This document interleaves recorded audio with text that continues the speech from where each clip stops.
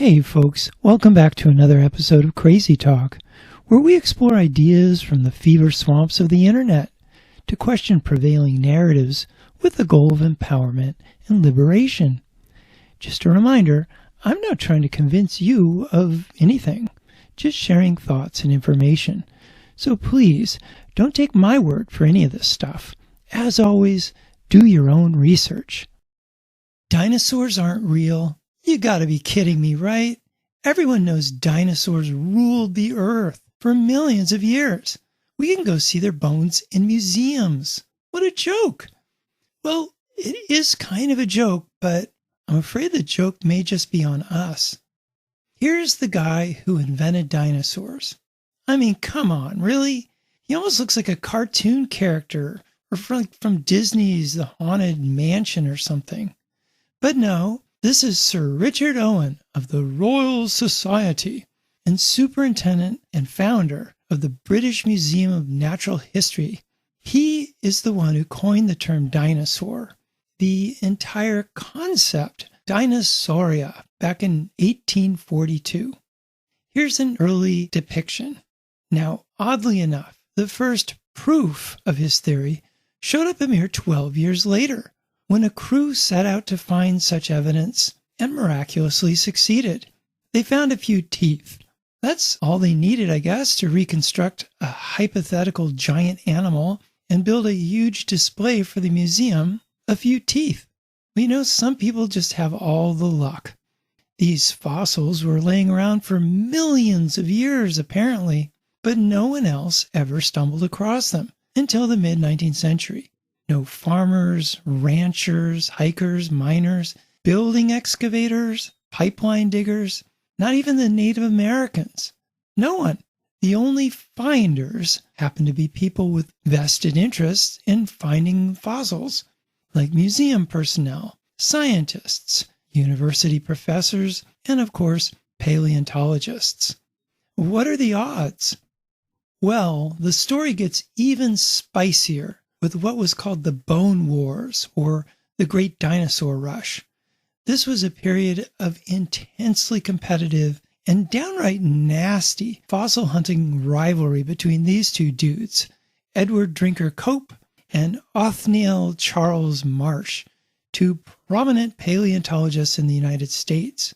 This rivalry, which lasted from the 1870s to the 1890s, involved not only the discovery and naming of 136 new dinosaur species, but also a series of unethical practices such as bribery, theft, the destruction of bones, that's been described as, quote, the most underhanded shenanigans in the history of science.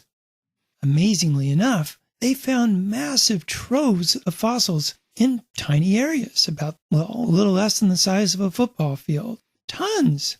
Very efficient. I ask again, what are the odds? And you might ask, why would anyone do such a thing? Why would anyone go to all this trouble to hoax the public about dinosaurs?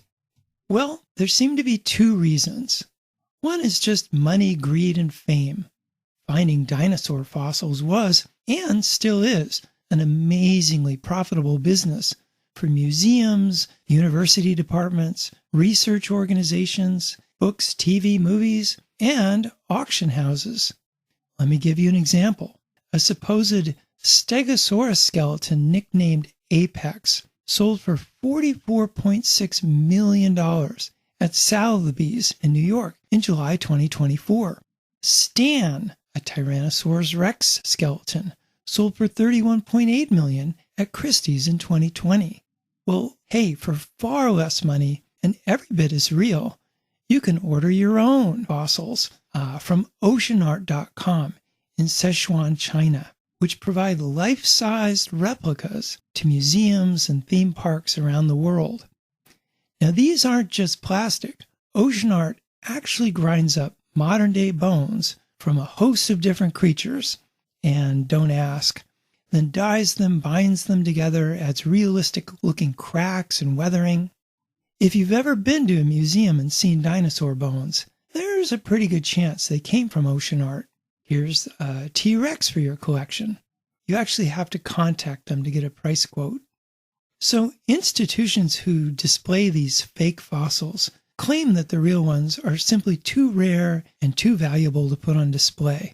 So of course they're kept in locked vaults for the study of select, approved researchers only. The other reason to fake the whole dinosaur thing might be seen as an attempt to prove evolution. Remember, Darwin was a really big deal around this time, and his theories were revolutionary, so proof would be a good thing. And also casting doubt on the Bible and the existence of God, definitely part of the agenda. Here's a clip from Eric Dubai that I think sums it up pretty nicely. What would be the motivation for such a deceptive endeavor? Obvious motivations include trying to prove evolution, trying to disprove or cast doubt on the Bible and the existence of a God, and trying to disprove the young Earth theory. The dinosaur concept implies that if God exists, he tinkered with his idea of dinosaurs for a while, then probably discarded or became tired of this creation, and then went on to create man. The presented dinosaur historical timeline suggests an imperfect God who came up with the idea of man as an afterthought, thus demoting the biblical idea that God created man in his own image. And then there are people and entities pursuing political and religious agendas. During the 19th century, a new worldview of evolution was being pursued by then influential people such as Darwin and Marx. During this era of thought, the first dinosaur discoveries were made. Were these discoveries made to try to make up for inadequacies in the fossil record for the theory of evolution? It really is interesting that no one had ever heard of dinosaurs before 1842.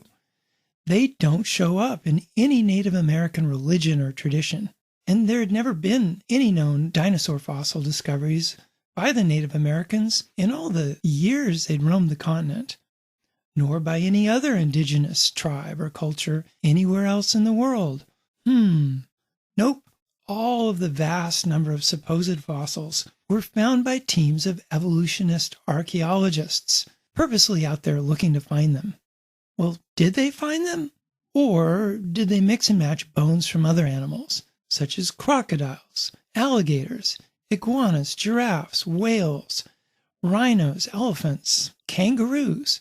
It's no secret that museums filled in the gaps with plaster and such, but what if most of the look and anatomy of dinosaurs, like almost all of it, comes from reconstructions based on imaginative speculation, the creation of artists rather than scientists?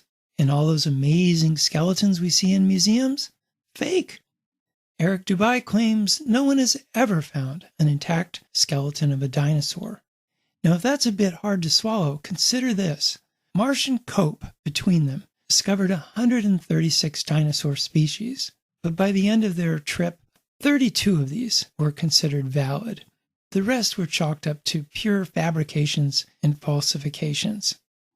And that's still going on today. I'm telling you, there's fame, fortune, and money to be made in faking dinosaur fossils, maybe now more than ever. Here's a few articles on recent academic scams exposed, like in the last few years. I'll put links in the description below. It seems likely to me that the 32 so-called valid species are really just as fake. But it's pretty much taboo to question the existence of dinosaurs today, despite loads of anomalies I'm not even getting into here. Seems like it's a emperor wears no clothes sort of situation, given the universal acceptance of the hoax and the vast sums of money at stake. If you'd like to cash in on this racket, here's a book on Amazon by a science teacher teaching you how to make your own dinosaur fossils from chicken bones. I'm pretty convinced at this point, but I'm not trying to convince you, just suggesting some areas to do your own research in case you're interested. I'll post links in the description below. Now, if you found this video interesting, please do hit the like button and consider subscribing. That'll empower me to make more crazy videos for this Crazy Talk channel. You know the drill. And as always, have a great rest of your day.